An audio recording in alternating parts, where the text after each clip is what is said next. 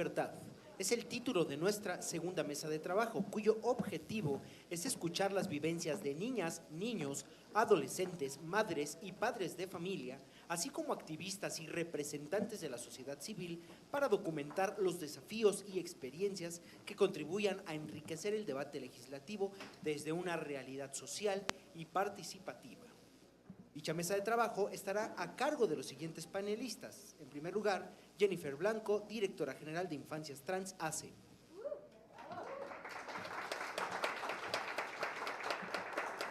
Contamos con la presencia de Ana Claudia Bárcenas Torres, documentalista y mamá de Infancias Trans. Silvia Soler Casellas, directora interina del Instituto de Liderazgo Simone de Beauvoir. Larisa Rosas, perspectiva de sociedad civil, universitaria y de igualdad de género. Y Tania Pérez Moedano, mamá de infancia. Esta segunda mesa será llevada a cargo de Felipe Neri Narváez Gallegos, a quien cedemos el uso de la palabra.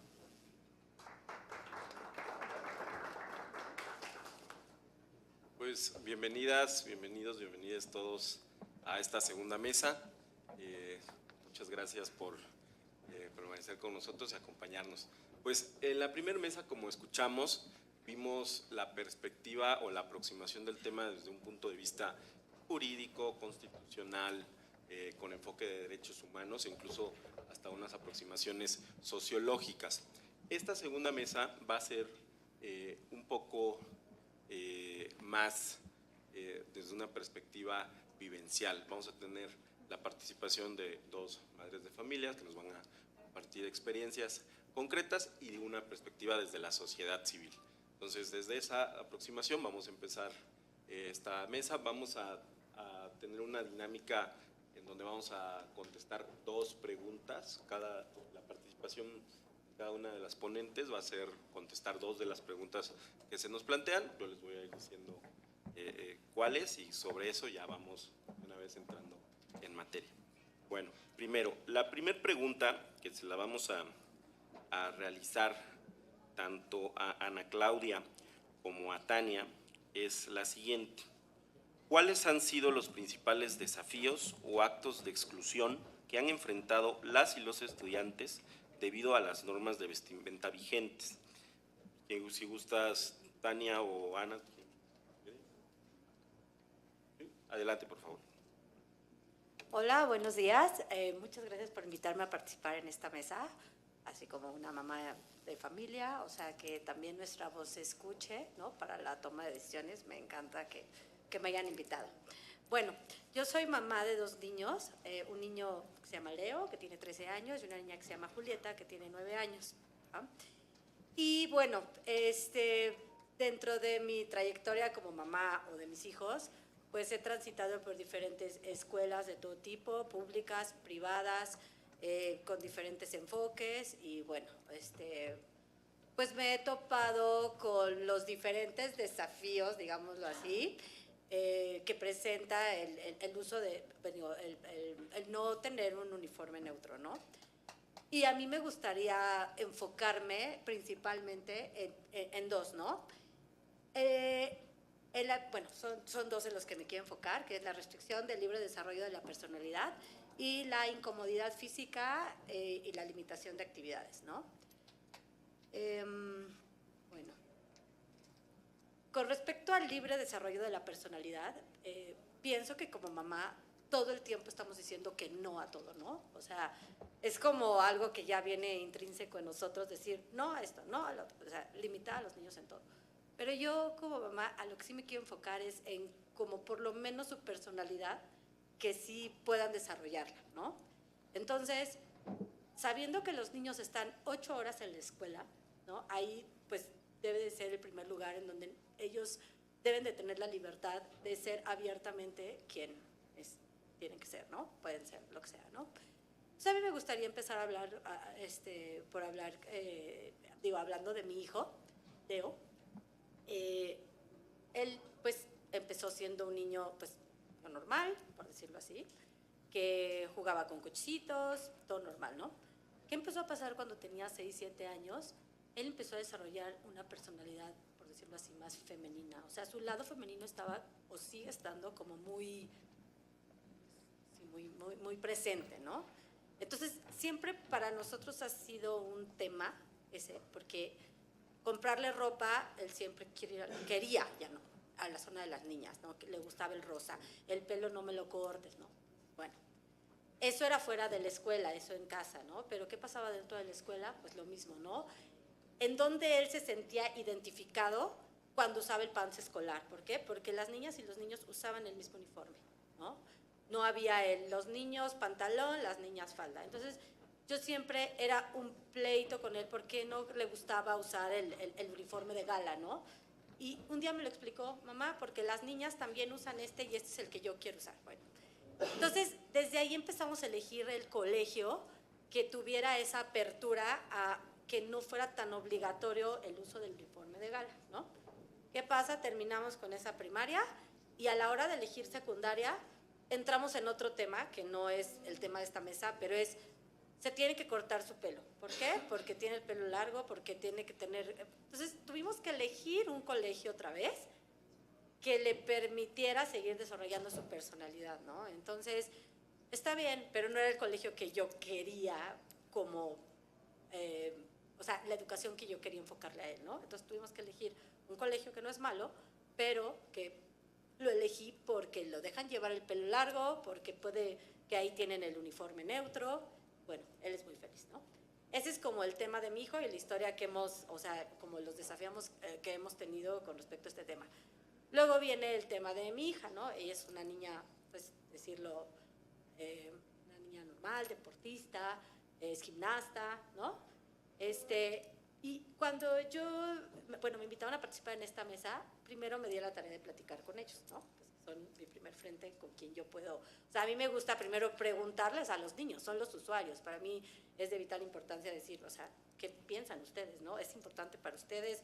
¿No les importa? Bueno, le estuve preguntando mucho a mi hijo, oye, ¿tú qué opinas de la falda? O sea, ¿te molesta? No, no, mamá, no me molesta, de hecho me gusta. Entonces, o sea, fui muy insistente, el ¿por qué te gusta? ¿No? O sea, todas esas preguntas empezaron como, no sé, por primera vez yo empecé a hacérselas porque pues, siempre era de ponte el uniforme, ni siquiera los cuestionaba, ¿no? Al empezar a cuestionar a los niños cercanos a mí, pues me di cuenta de algunas cosas, ¿no? Que, por ejemplo, mi hija me decía, pues me gusta la falda porque no me imagino un pantalón, bueno, sí me imagino, porque ya lo llevo yo y pobrecita, le fue súper mal. Entonces, ella me hizo recordar a esa niña que se atrevió a pedirle a su mamá el uniforme neutro, que de hecho traigo el testimonio de esta mamá en video, en donde ella, su mamá siempre, cuando se enteró que la ley en Ciudad de México empezó pues que ya fue ley, ella empezó a pedir autorización al colegio, ¿no? Y el colegio se mostró, digamos, sí, puedes traer un pantalón. Tú diséñalo, tú cómpralo, o puede traer el de los niños. Entonces, ¿qué pasa cuando esta niña llega al colegio? El primer frente fue el maestro de educación física de, ¿y por qué traes ese pantalón? Qué raro. O sea, el profesor de educación física, no fue, pues, la misma directora, ¿no? Y después de ahí los compañeros, ¿por qué viene ese pantalón? ¿Y por qué? Entonces, bueno, la pobre niña estaba súper segura de traer su pantalón y después, pues, ya no estuvo segura por todas las preguntas, se sintió incómoda, a los niños no les gusta hacer el pintito en el arroz, por decirlo así. Entonces, pues al no haber un procedimiento en la escuela o sea, es muy fácil decir, ay, sí, soy muy abierta, pero pues tú haz lo que quieras, ¿no? O sea, que use el de los niños. Pues no, las niñas tienen un cuerpo diferente, se tiene que diseñar un uniforme de acuerdo al cuerpo de la niña, ¿no? Para que no traigan el del niño que trae una pata de elefante, o sea, que trae un corte pata de elefante, pues eso es sí sí aceptar, pero no tener un procedimiento, no tener una forma de hacerlo bien, pues es como no apoyar en realidad, ¿no? Entonces, bueno, esas son las experiencias que he tenido. Puedo ahondar más en los testimonios que he recabado de las niñas, de las mamás, a través de este foro, pero bueno, o sea, para mí el tema está bien, en Ciudad de México ya es ley, ya podemos empezar digamos, a llevarlo a cabo, pero debe haber procedimientos, debe haber reglas, debe ser normal, no deben de ser las excepciones, sino debe ser como la opción y promover también esas opciones a los niños para que las conozcan también.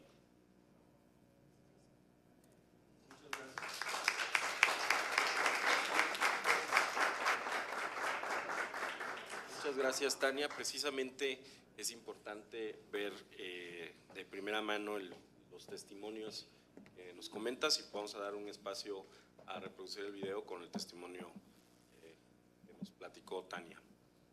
Adelante, por favor.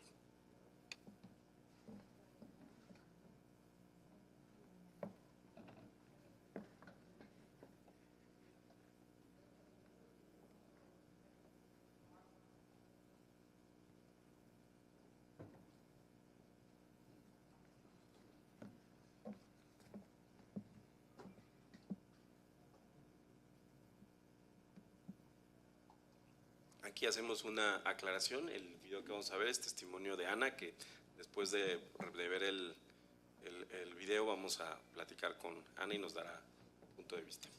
Es un tráiler de mi última película que se llama En Camino a Leo.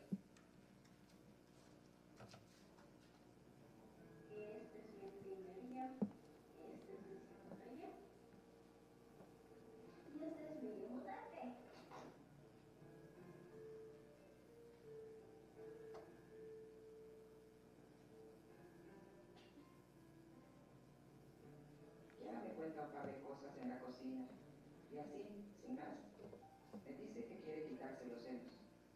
Yo volteo a verla y le pregunto, ¿estás loca? Ella me responde, no, no me estás entendiendo. ¿Estás preocupada? ¿En serio? ¿Cómo que es como la chance de quitar los pasajeros?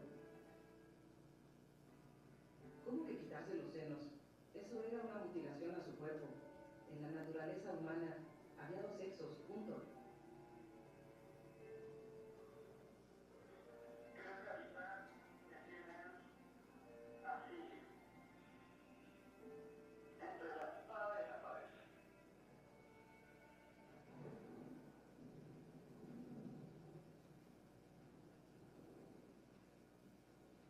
Esa noche que no llegó a casa, pues ya mi hermano me contó la verdad.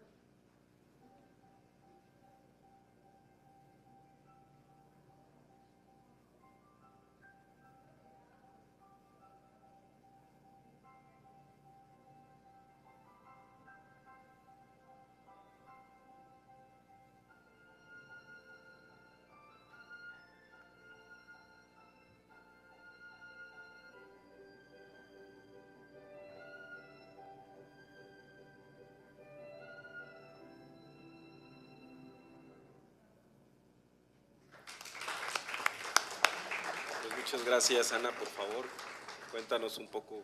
Qué lindo que Tania, que nuestros hijos se llaman igual, Leo. Pues me presento ante ustedes. Soy Ana Bárcenas Torres, cineasta y mamá de 2 hijos, Lara, de 17 años, y Leo, un joven trans de 25 años. Mi última película documental, de la que vimos un avance, En Camino a Leo, trata acerca del proceso que vivimos como familia cuando Leo, en plena adolescencia, me dice que está decidido a hacer su transición de género hacia una persona transmasculina. Yo no lo tomé bien. La realidad es que fue un proceso difícil, del que salimos avante, gracias al amor que nos tenemos, al apoyo de muchas personas, pero también a un proceso mío de reeducación emocional. De aprender a escuchar, a decir y a querer sin lastimar a otros, pero sobre todo, sin lastimarme a mí. A reconocer que la fuente de todo ese enojo, de ese pánico y frustración iniciales, tenía raíces mucho más profundas, que estaban en mi historia familiar y en el contexto. En Camino a Leo es un darse cuenta en plena maternidad, un despertar hacia otra sensibilidad que siempre estuvo ahí, la de mi hijo Leo, pero que yo no supe leer desde un comienzo. En algún momento de la película, conversando con Leo, me perturba el hecho de que yo no me hubiese dado cuenta antes de que tuviese un hijo trans en casa, y que fuera hasta adolescencia que él lo expresa con todas sus letras. Y ahora me pregunto, con este tema justo, ¿y cómo lo iba a expresar si nunca se lo pregunté? Si nunca se le dio a elegir sobre su vestimenta y vivió en un mundo con solo 2 colores para el género. ¿Cómo iba yo, o nadie, a adivinar la riqueza interior de un niño trans como Leo, si de entrada sus opciones de cómo ataviarse y cómo ser percibido se limitaban a una sola, la misma que aprendimos por generaciones y generaciones? Leo tuvo que ser muy paciente, tuvo que aprender a esperar, mientras crecía y dibujaba animales fantásticos, a la par que en su casa, en la escuela y en el entorno, le imponíamos alegremente la regla de cómo tenía que verse y percibirse a sí mismo. Me imagino esa misma resiliencia en las infancias de hoy. Miles de niños, niñas y niñes esperando a que alguien más valide lo que ya son, porque es más cómodo repetir patrones del pasado que confrontarlos del presente. Pero la comodidad no da buenos frutos. Leo, mi familia y yo somos muy afortunados. Pudimos entender lo que estaba pasando, apoyarnos y abrazarnos durante su transición de género.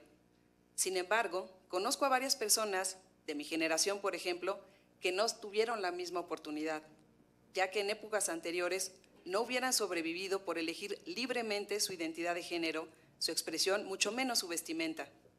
Debo decir que estas personas aún siguen pagando los efectos y que hoy por hoy, en grandes regiones del mundo, atestiguamos un grave retroceso en materia de derechos humanos que se creían ya ganados para la comunidad, con impactos devastadores para niñas y jóvenes trans.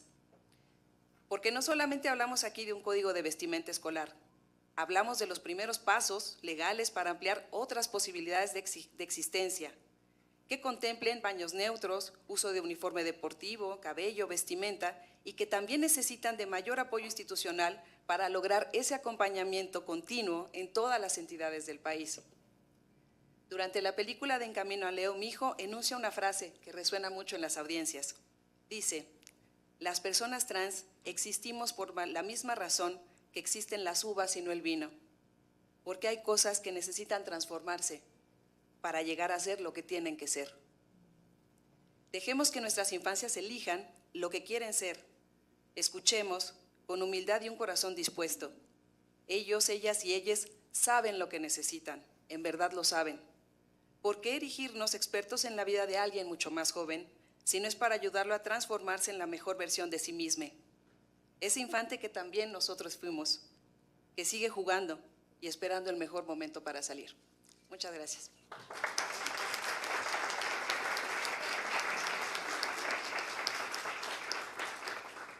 Muchas gracias, Ana, por compartirnos el testimonio. Seguramente allá afuera tenemos, ya algunos repartieron y la infografía del documental, ahí pues, invitados todos a verlo también. La siguiente pregunta va ahora a la participación desde un enfoque desde la sociedad civil. Vamos a preguntar cómo impacta la posibilidad de elegir un uniforme neutro en el bienestar emocional y la seguridad de las infancias y adolescencias en su entorno escolar. Primero le pedimos, por favor, a Jennifer Blanco que nos comparta sus reflexiones al respecto. Gracias, Jennifer. Gracias. Buen día a todas, todos que están acá.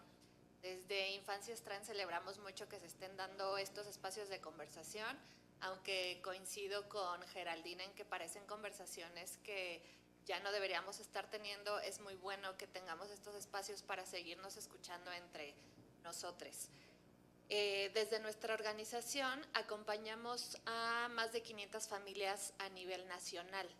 Esto quiere decir que tenemos experiencias que recogemos de todo el país, de cómo es la experiencia de una infancia en Ciudad de México, una infancia trans o no binaria, y una infancia trans o no binaria en el norte del país. Son experiencias muy distintas, por eso es importante llevar este tema a nivel nacional. Dentro de este acompañamiento también generamos estadísticas internas y es muy importante que sepan que el 35% de las familias que acompañamos a nivel nacional nos reporta que han vivido violencia institucional en los espacios educativos, y esto tiene que ver directamente con el uso de los uniformes. Este ha sido un tema en el que, más allá de hablar sobre el uso del nombre social, el uso de baños, que siempre causa mucho escozor y que es bien importante también mencionar. El uso del uniforme genera siempre un tema de conversación, de discusión dentro de los espacios educativos, a pesar de que ya se mencionó que dentro de la Ley General de Educación no es obligatorio el uso de uniforme, a pesar que desde CONAPRED ya tenemos posicionamientos en donde se habla sobre el uso del uniforme, el cabello, etcétera. Sigue sucediendo esto dentro de las escuelas. Entonces, lo que necesitamos no es solo generar discusión al respecto, necesitamos también que leyes respalden esto, que más allá de que nos juntemos y que hablemos de la importancia del tema, que sí se legisle, que tengamos una norma que proteja y empecemos con un piso parejo para todas las infancias y adolescencias, no solo las trans y no binarias, sino que esto beneficia a todas nuestras infancias y adolescencias. Ya se habló sobre el tema de género, sobre las niñas, lo incómodo que es tener que estar usando la falda. Entonces creo que muchas veces la conversación se lleva hacia allá, ¿no? Se lleva hacia este tema sobre que es imponerles ciertas cosas.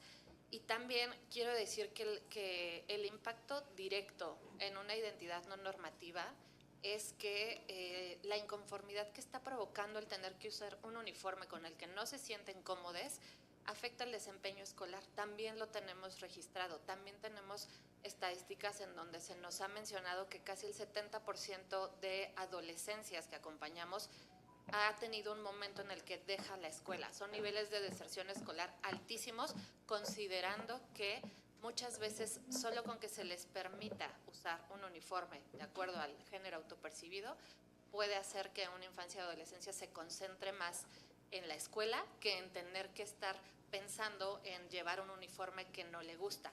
Y también quiero cerrar con esta frase, que cuando en un entorno educativo se está vigilando los cuerpos más allá que revisando la calidad de educación, entonces creo que se está fallando como institución, estamos fallando en relación a qué es lo que pensamos que se le debe enseñar a nuestras niñeces y juventudes.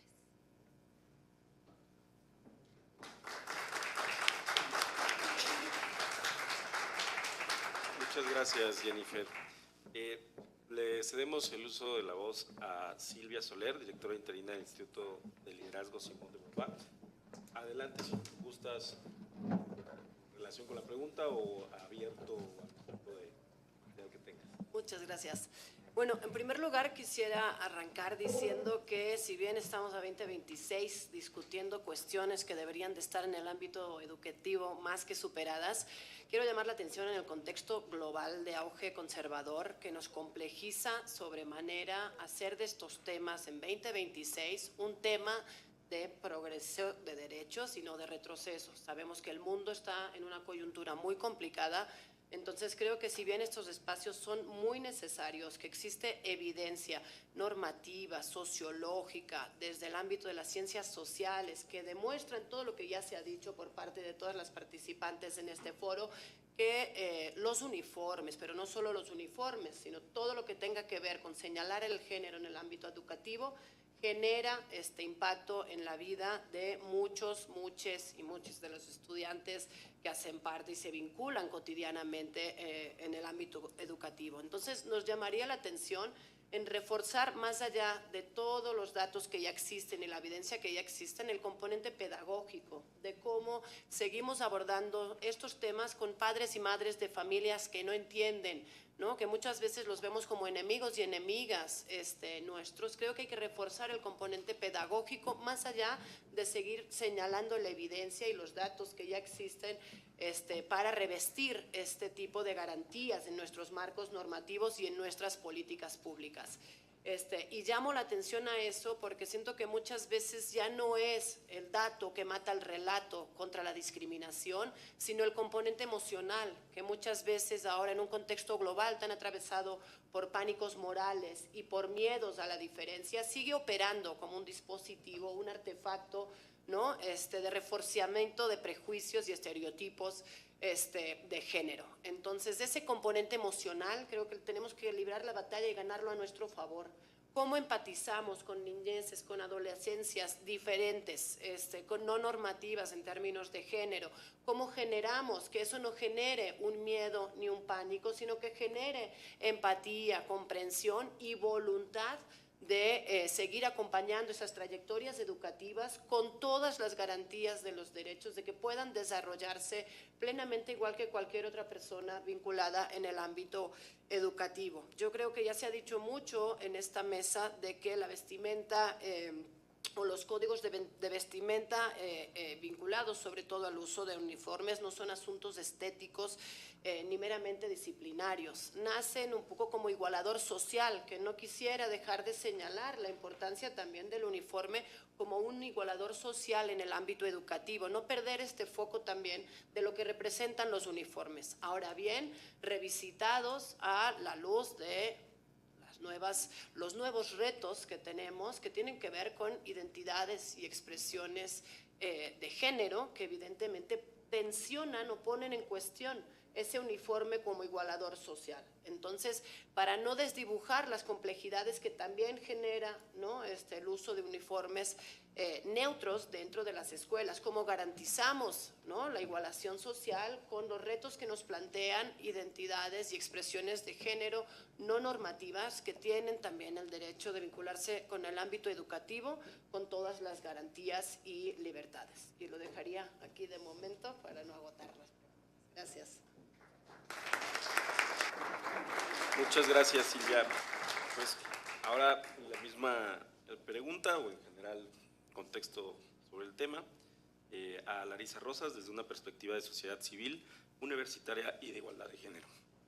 Muchas gracias, Neri. Buenos días, ¿cómo están? Tardes. Quisiera agradecerles mucho por tomar el tiempo de venir a este foro que es tan importante compartir. Esta mesa es, yo creo que, favorita. Muchas gracias también a las ponentes por toda la riqueza que nos están dando hoy. Y bueno, primero quiero empezar. La pregunta es cómo impacta la posibilidad de poder llevar un uniforme neutro. Impacta de dos formas. En primera, yo creo que tiene que ver con la autonomía y en la segunda con la seguridad.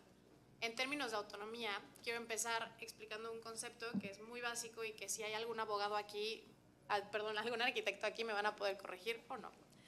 Entonces, los espacios y cómo están distribuidos condicionan nuestra forma de vivir, ¿no?, claramente. Por eso, bajo este principio, construimos las ciudades como las construimos las escuelas como las construimos, entre otras cosas. Entonces, está muy estudiado académicamente cómo las escuelas en Latinoamérica condicionan, a propósito o no, la forma en la que los estudiantes y las estudiantes se desarrollan. Entonces, el ejemplo que más ocupamos es el patio de juegos al centro. Están los salones alrededor del patio de juegos y el patio de juegos se encuentra aquí. Entonces, quienes tienen derecho a estar al centro y en las actividades, por lo general son las personas que pueden usar pantalones, los hombres, y las niñas toman un rol más secundario y se ubican en los espacios más rezagados del área escolar.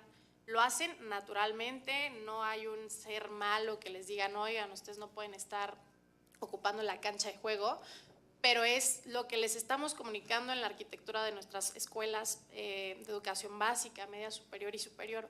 Entonces, ¿cuál va a ser el hack más importante para poder romper con este condicionante? No va a ser que cambiemos la arquitectura de todas las escuelas del país porque es muy complicado, las escuelas de nuestra nación se encuentran en condiciones difíciles, ¿no? Y va cambiando dependiendo de los estados. Mi papá se dedica a la educación pública, entonces he visto muy de cerca las condiciones en las que muchas veces se encuentran, pero ese hack va a ser el uniforme, ¿no? ¿Cómo le digo a la niña que está rezagada en la parte más lateral de la escuela que sí puede entrar y que sí pertenece adelante al centro, con la posibilidad de que pueda sentirse cómoda en la vestimenta que está usando y que merece estar ahí? Ese es el mensaje que le hemos dado a nuestras infancias muy sutilmente a las niñas de este país y que creo que es lo que hay que cambiar. Entonces, cuando les damos la posibilidad, aumentamos su autonomía. Y en segunda instancia, la seguridad. Quiero darles un dato que igual y muchos de ustedes ya tienen en la cabeza, y es que una mujer en promedio vive su primera experiencia de acoso a los 11 años. 11 años es una niña de secundaria, 11 años acabas de salir de la primaria, y ¿cuál es el ambiente donde más tiempo pasan? Es en la escuela. Entonces, también hay que reconocer que estas reglas de vestimenta no solo tienen que ver con la expresión del desarrollo de la personalidad de los niños, las infancias, sino tiene que ver con seguridad para las niñas. Les quiero dar otro dato. En este país, según datos de la Comisión Ejecutiva de Atención a Víctimas, se cometen 600,000 delitos sexuales en el año. 9 de cada 10 víctimas son mujeres y 4 de cada 10 son niñas menores de 15 años. La única prenda que se ha solicitado con obligatoriedad ha sido la falda y ha sido las mujeres. Entonces, estas son las dos posibilidades que más nos aquejan, que es la autonomía y la seguridad. Muchas gracias, Larisa.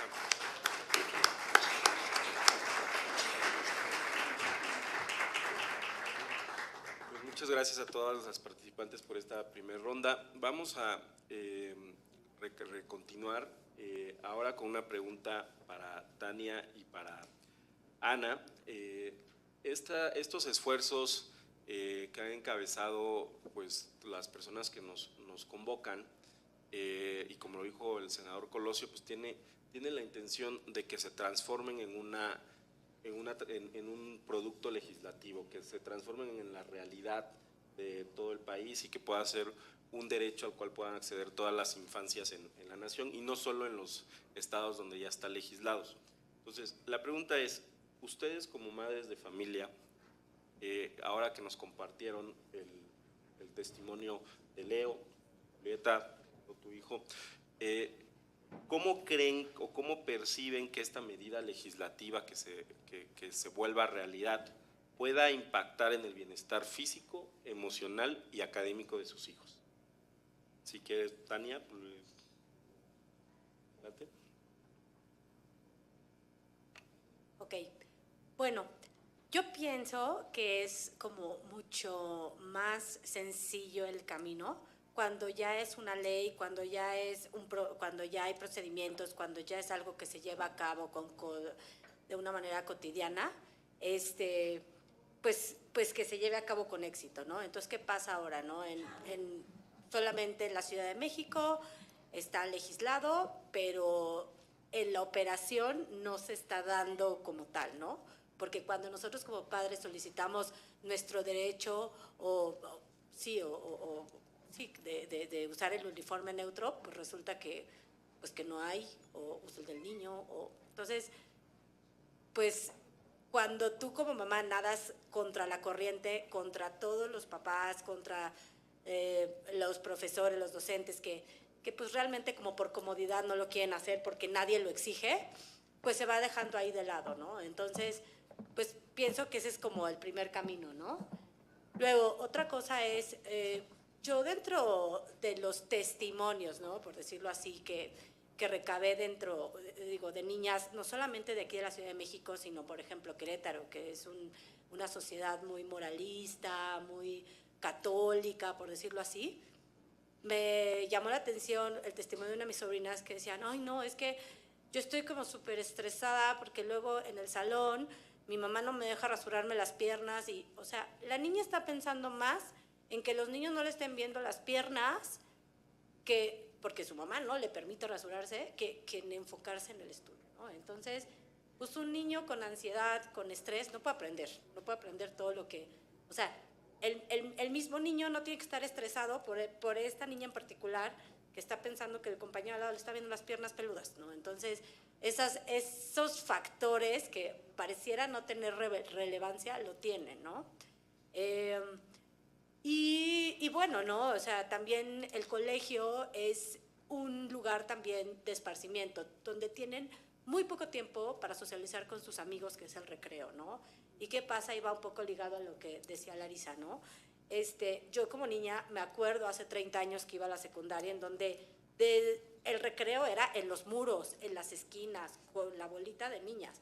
Hoy sigue siendo igual, ¿no? O sea, mi hija un día llega y me dice, ay mamá, me encanta porque ahora con mis amigas hago gimnasia. ¿Y qué hacen?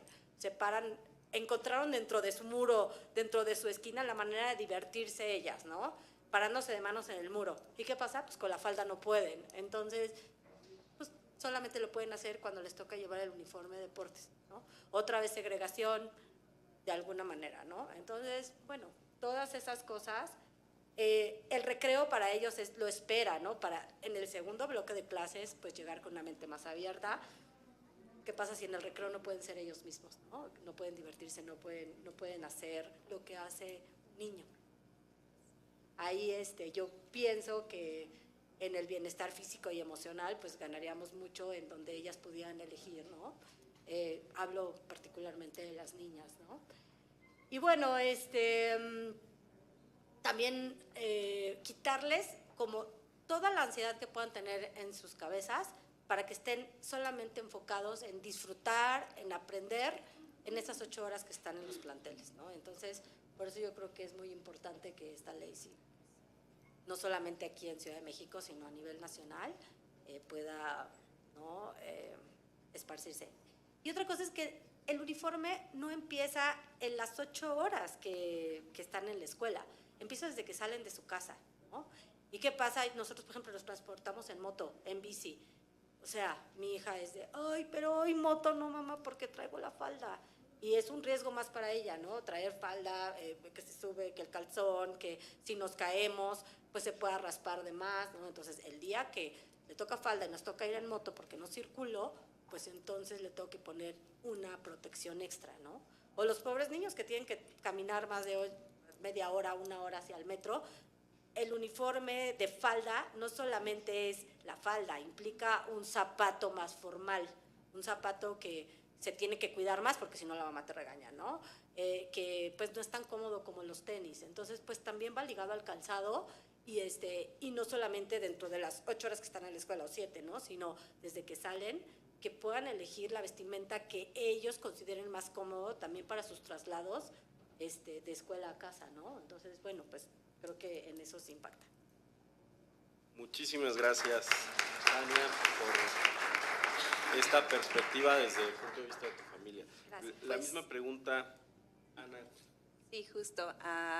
Pues eso, yo, pues se agradece obviamente todos estos esfuerzos legislativos, ¿no? Yo me regresaría, digamos, un pasito antes, ¿no?, de cómo es el impacto de los uniformes en el bienestar físico y emocional de los chicos, chicas, chicos trans, y mencionaría o recogería pues lo que ya comentaba Silvia, ¿no?, con respecto al componente pedagógico, a cómo esta implementación se antoja harto difícil si primero no nos educamos a nosotros mismos, ¿no?, si primero no nos sensibilizamos hacia lesotres, ¿no? Esto creo que también recojo también una frase que decía Larisa, ¿no? No se puede cambiar la arquitectura de las escuelas, pero sí podemos cambiar la arquitectura emocional, sí podemos cambiar la arquitectura de pensamiento, sí podemos educarnos, ¿no? Yo soy un ejemplo de eso, ¿no? Yo era una persona que no aceptaba a mi hijo en un principio y al final me eduqué, leí, mi hijo me educó, básicamente, y ese es el mejor regalo que puedo recibir. Entonces, pienso que también otra parte importante de esta educación pedagógica, esta sensibilización, tiene que venir por fuerza también de materiales que acompañen, yo en mi caso, que hago cine, ¿no?, de materiales audiovisuales, ¿no? Aquí recogería también, digamos, esta lucha que hacemos, creo que todos los papás de esta generación, contra la luz de redes sociales, ¿no? Lo mencionaban en la mesa pasada, ¿no?, estos datos tremendos de la exposición a discursos transfóbicos que hay en las redes. ¿Cómo contraponemos eso? Digo, hay ya bastantes esfuerzos por parte de la Subsecretaría de Bachillerato a nivel nacional de la SEP por pasar cine mexicano contemporáneo que está hablando de esas problemáticas. Cine mexicano que se produce, pues eso, gracias al IMCINE, al FOCINE, a fomentos para cine nacional, y que están hablando de estos problemas aquí y ahora, y que esos, digamos, materiales que se pagan con los impuestos de todos, además, pues circulen en las escuelas. ¿Cómo vamos a contraponer todo este discurso de transfobia o de diferentes cosas que nos están afectando si como sociedad también no tenemos acceso a este cine que se está haciendo, a estos materiales que también sensibilizan a las personas? A las personas no se les va a imponer una cuestión rígida si no se les sensibiliza primero, si no se les da como acceso a estos materiales. Esto lo hablo más como cineasta, ¿no?, pero también como mamá. Y bueno, aterrizando ya la pregunta en concreto, ¿cómo afecta todo esto al bienestar físico y emocional? Pues bueno, aquí Leo ahora es un joven de 25 años, autónomo, digamos, completamente pleno, ¿no? Con sus altas, sus bajas, pero es pleno pues porque se le dejó ser desde el ámbito más importante, que es el familiar, y pues que esto sería muy deseable que ocurriera con todas las infancias trans. Muchas gracias.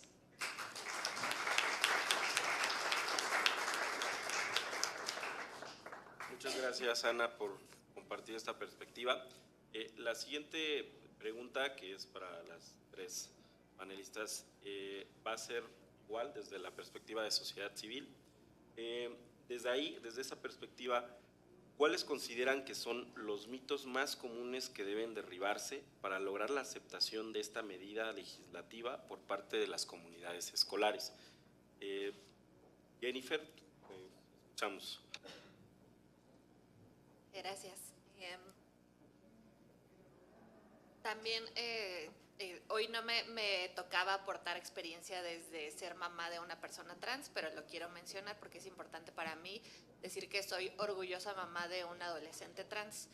Y todo este tema a través de los mitos que se habla sobre el uniforme tiene mucho que ver con que se cree que el uniforme impone cierta disciplina, ¿no? Y el uso del uniforme entonces nos va a hacer que nuestros estudiantes estén ordenadas, que se mantengan en el mismo lugar, etcétera, ¿no? Sin embargo, si empezamos a derribar estos estereotipos de género desde la educación básica, estamos desarticulando toda la narrativa que nos habla sobre los espacios para niñas, los espacios para niños. Creo que tenemos ya muchas experiencias que hemos acompañado en donde se ha logrado este uso de uniforme elegido, y no ha habido ninguna consecuencia más allá de que algunos comentarios, porque también es un tema social, el cómo se nos impone el uso de la vestimenta para tratarnos de una u otra forma. Yo estaba haciendo memoria cuando escuchaba de Ciudad de México y el tema del uso de uniformes neutros, que fue poco antes de pandemia, ¿no? Por el 2019.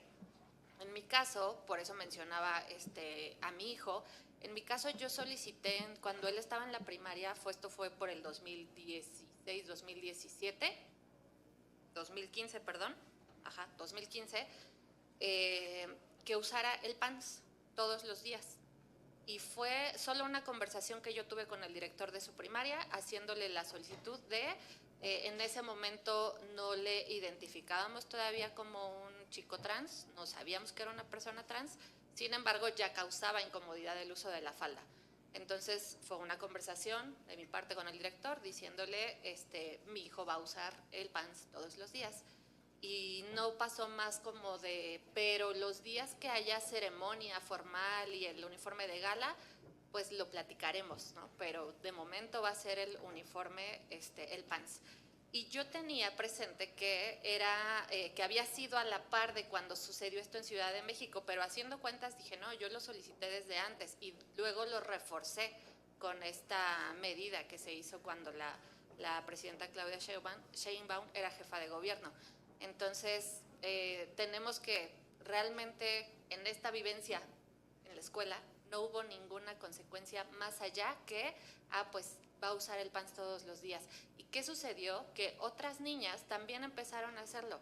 Y no necesariamente estoy hablando de personas trans, por eso me refiero a niñas. Niñas cisgénero empezaron a llevar pants porque era lo más cómodo. Entonces, hablando de estos mitos, pues realmente es únicamente pensar que tiene que ver con disciplina, cuando en realidad, como decía antes, si nos enfocamos más en temas de aprendizaje que en estar pensando qué vestimenta traen, creo que vamos a tener mejores resultados en cómo entendemos el manejo de nuestras infancias y adolescencias. Gracias.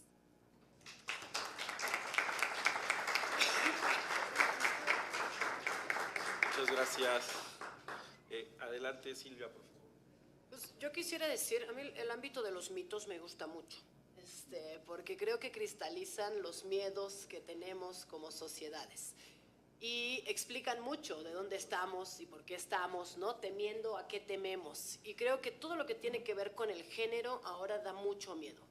Da mucho miedo porque cualquier cambio, ¿no? En cualquier ámbito de nuestra sociedad genera un momento de incertidumbre y de pánico, ¿no? ¿Qué está pasando? ¿Por qué está pasando? ¿A qué responde?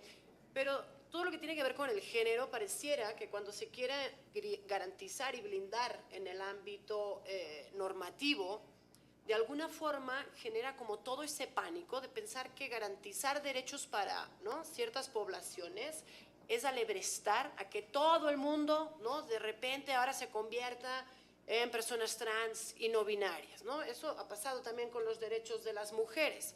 Y lo decían en la mesa anterior, los derechos que tienen que ver con las mujeres, con las personas trans, con las personas no binarias, pareciera que como cuestionan los poderes establecidos, ¿no?, hay una oleada de pánicos morales que se desatan cuando sucedan. Y eso es peligroso y tenemos que estar también muy prevenidas de ello, ¿no? Porque entonces se acordarán estos mitos, si hablamos de mitos que en la última década, creo yo, empezaron a emerger, el PIN parental, que quería de alguna forma retroceder los contenidos de educación sexual para niños, niñas y adolescencias.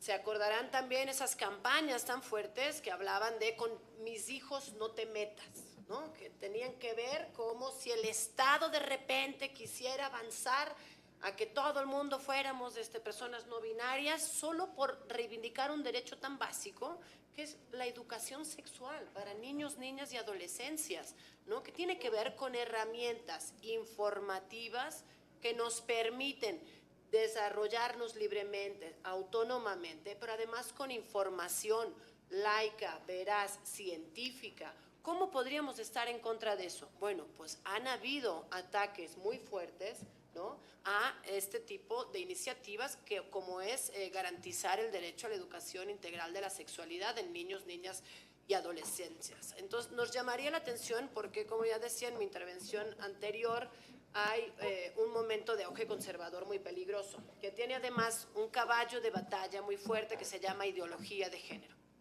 Esa noción que parece una categoría, ¿no?, se aterriza en prejuicios y estereotipos cotidianos que son los que se reproducen después por parte de personas que no quieren, ¿no?, avanzar derechos que garanticen para poblaciones LGBTQI más derechos en el ámbito, en este caso que nos toca, educativo. Entonces, cuidado con ello porque sí está muy en la agenda pública todo este prejuicio a través de la ideología de género que quiere retroceder derechos y nosotras apenas estamos intentando garantizar uniformes neutros para nuestras juventudes. Entonces, solo decir que es muy necesario este cambio normativo acompañado de política pública. La instancia educativa no es una instancia neutra, reproduce con sus currículas ocultas discriminaciones. Entonces, ¿cómo hacemos del cambio normativo necesariamente un componente también del cambio cultural necesario y cómo los vinculamos y los hacemos instrumentos de transformaciones necesarias que avancen derechos para todas, todes y todes?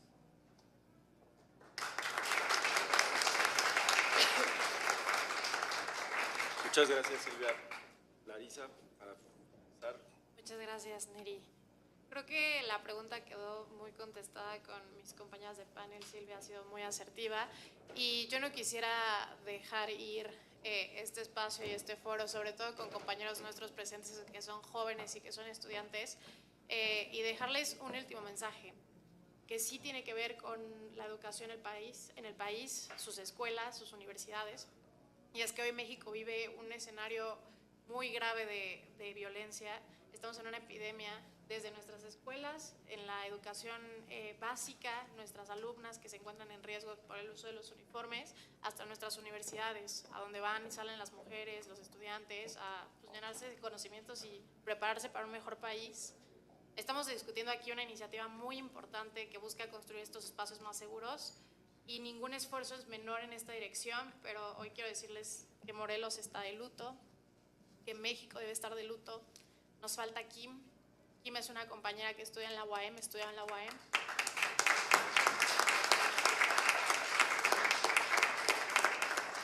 Y con todo el respeto que se merecen las estudiantes en la UAM, con todos los esfuerzos que están haciendo las colectivas, con todo el pesar que debe cargar en el corazón su familia, quiero pedirles que le otorguemos un minuto de silencio y nos pongamos por favor de pie.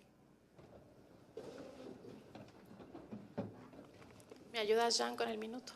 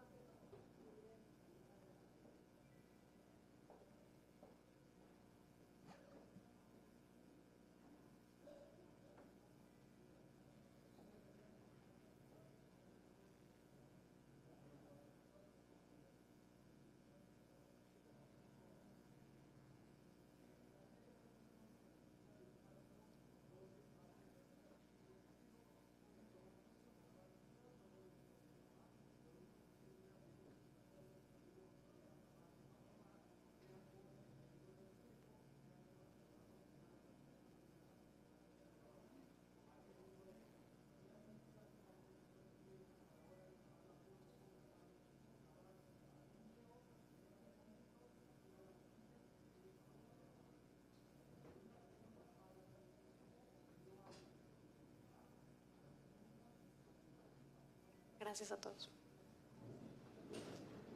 Pues muchas gracias a todas las panelistas de este módulo. Les agradecemos mucho compartir su vivencia familiar, su experiencia profesional, que nos ha enriquecido bastante en este foro. Los invitamos a todas y a todos a quedarse a la siguiente mesa, la ruta legislativa y el proceso de implementación hacia la inclusión de los uniformes neutros. Muchísimas gracias.